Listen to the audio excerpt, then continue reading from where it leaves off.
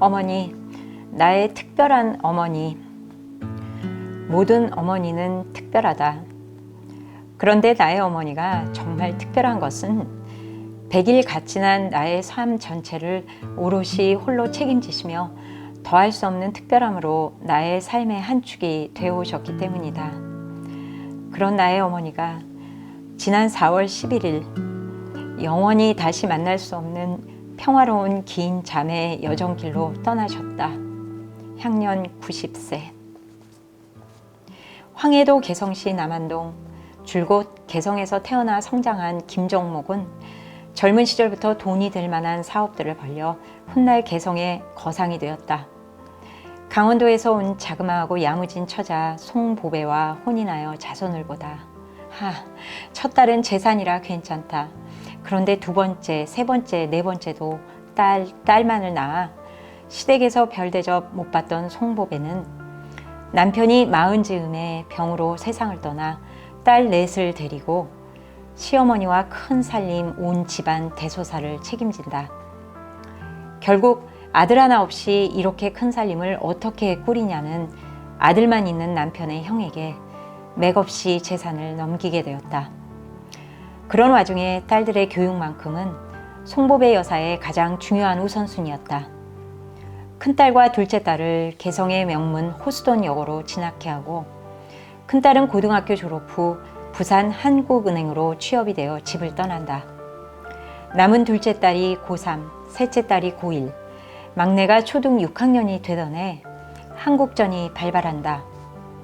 전쟁의 포화 속에 남쪽에 있는 큰딸을 다시 만나야겠다는 생각으로 송보배 여사는 개성의 부를 뒤로하고 큰딸을 찾아 피란길에 나선다.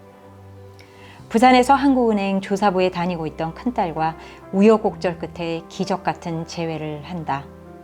다시는 헤어지지 말자고 껴안고 손을 맞잡은 5 모녀는 부산 범일동의 부엌이 딸린 방 한 칸에서 피란살이를 시작한다.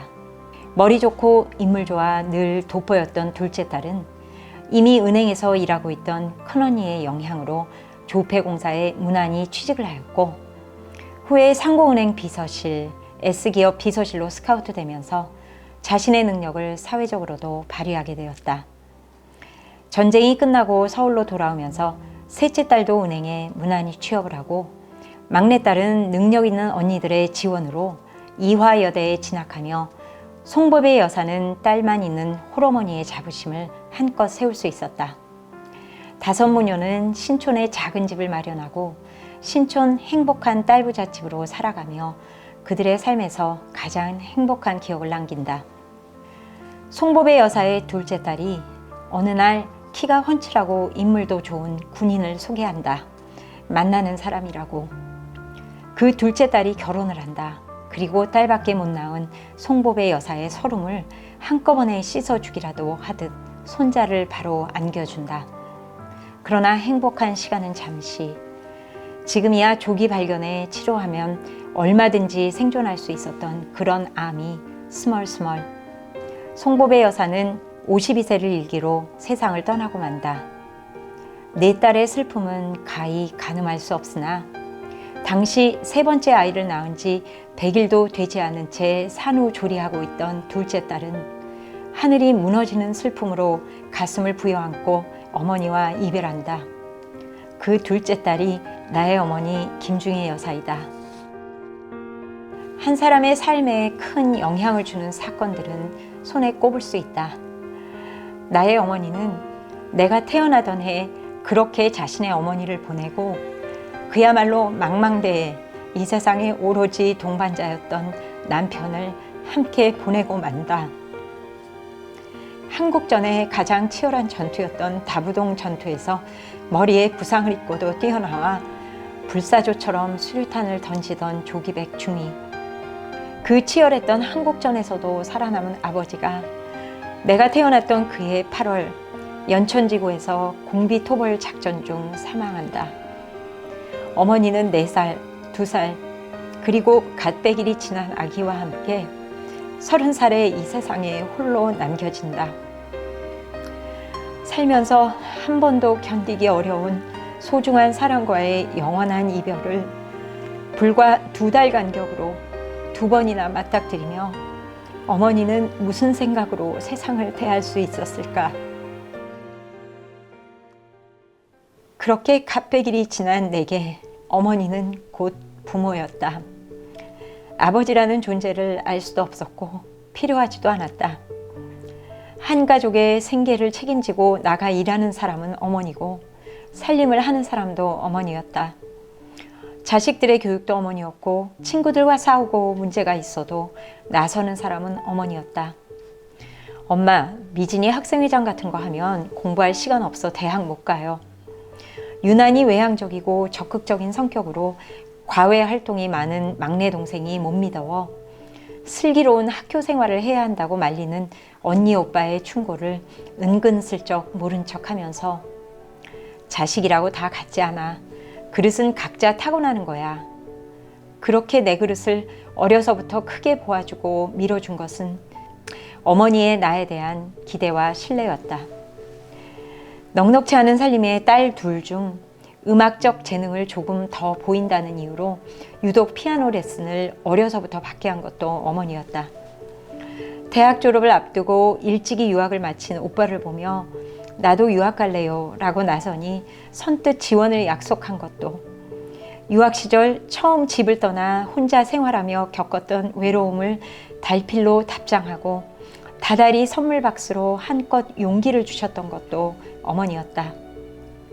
첫 직장으로 다국적 기업에서 일을 시작하며 육아와 일에 대해 너무도 당연히 감당해야 할 삶의 지표라는 것을 일하는 엄마로 몸소 보여주시며 뚝심 있게 일과 삶의 균형을 가져갈 수 있는 모델이 되어주신 것도 커리어의 고비마다 대범하게 다음 단계를 준비하고 여유를 가져갈 수 있게 내 옆에서 글로 또 기도로 함께 해주신 것도 어머니였다.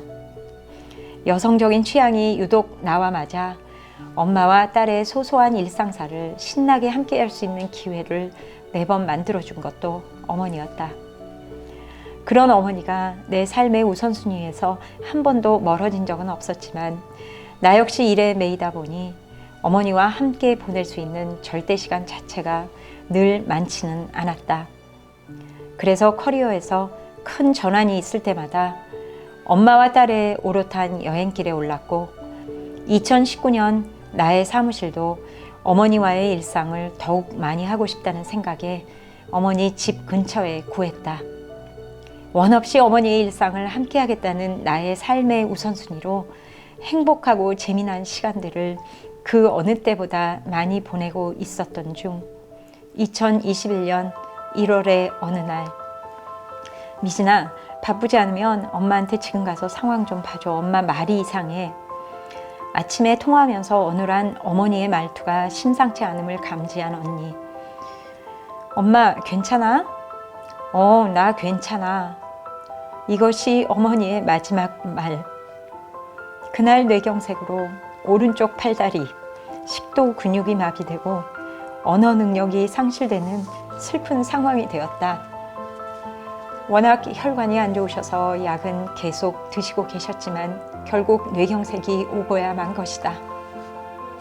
재활병원에서 6개월 재활을 하고 퇴원하시면서 오빠 언니 내가 내린 결정은 가족들의 사랑을 한껏 받고 가족들의 품에 있을 수 있도록 집으로 모시는 것이었다.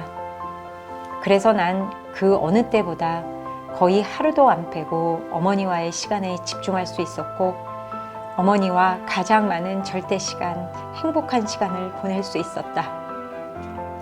코로나가 나의 삶과 일상에 이토록 커다란 상처를 줄지 상상도 못했다.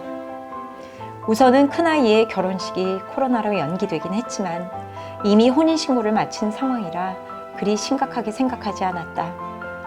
그런데 그 코로나가 어머니와의 영원한 이별 단초가 될 줄이야. 전파력 강한 오미크론이 유행하던 올 3월의 어느 날 어머니가 비말을 쏟으시며 열이 오르기 시작하셨고 코로나로 확진이 되셨다. 어머니와 비슷한 시기에 확진이 된 나는 나 때문에 라는 생각으로 한없이 무너져 내렸다. 하늘이 도왔을까? 일주일간의 격리를 무사히 마치시고 퇴원해 집으로 돌아오신 어머니. 고맙습니다. 감사합니다. 그런데 그것도 잠시. 퇴원 3일째 갑자기 산소 포화도가 떨어지면서 그 길로 응급실, 격리병동 중환자실로 가셨고 결국 병원 들어가신 지 2주 만에 그렇게 허무하게 세상을 떠나셨다. 내가 코로나로 부모님을 떠나보내게 된 그 많은 사람들 중 하나가 되리라 한 번도 생각해 본 적 없는데 손자 결혼식에 입으시라 지어놓은 고운 한복을 이렇게 가지고 가시리라 상상도 못했는데 어머니가 이토록 보고 싶을 줄은 몰랐다. 혼자 하실 수 있는 것이 아무것도 없는 병중이었어도 어머니가 세상에 계신 것과 안 계신 것이 이렇게 다르리라 생각할 수 없었다. 어머니와의 일상 기억이 너무도 생생한 주변이 내게 이렇게 슬픔을 줄지 몰랐다. 나는 살 만큼 다 살았다. 3남매 다 잘 살고 있고 증손까지 받는데 그저 나는 자는 듯이 가면 돼. 어머니가 살아생전 하시던 말씀이었지만 나는 어머니와 헤어질 준비가 안 돼 있었고 여전히 준비가 되지 않는다. 어머니가 막내딸에게 늘 가졌던 기대와 믿음, 그 유지를 받들어 더욱 의미 있게 나누며 열심히 살아야겠다는 막연한 용기를 갖긴 하지만 어머니의 그 미소와 손길을 실제 볼 수 없고 만질 수도 없다는 사실이 아직도 믿을 수 없어 문득문득 울고 기거야 만다. 어머니의 작은 어깨에 고스란히 얹혀진 삶의 무게, 그 외로움을 내가 감히 어떻게 상상이나 할 수 있을까? 그렇지만 가시는 길은 외롭지 않으셨으리라. 어머니가 온 마음과 정성으로 키워내신 3남매와 그 자손들이 가시는 길을 끝까지 배웅했고 어머니를 사랑했던 많은 분들이 어머니의 삶의 노고를 칭찬하고 위로하며 정성으로 함께 보내드렸으니까. 어머니는 60년 전 먼저 세상을 떠난 아버지의 곁에서 영면하셨다. 아버지에게 지난 60년 동안 너무 수고 많았다, 고생했다라는 위로와 함께 어머니를 맞이해달라고 기도했다. 아버지와 행복한 재회를 하며 하늘에서 또 내 마음속에서 늘 나를 지켜보고 있을 어머니께 마지막 전해드릴 한마디. 엄마 사랑합니다. 그리고 고맙습니다. 편히 쉬세요.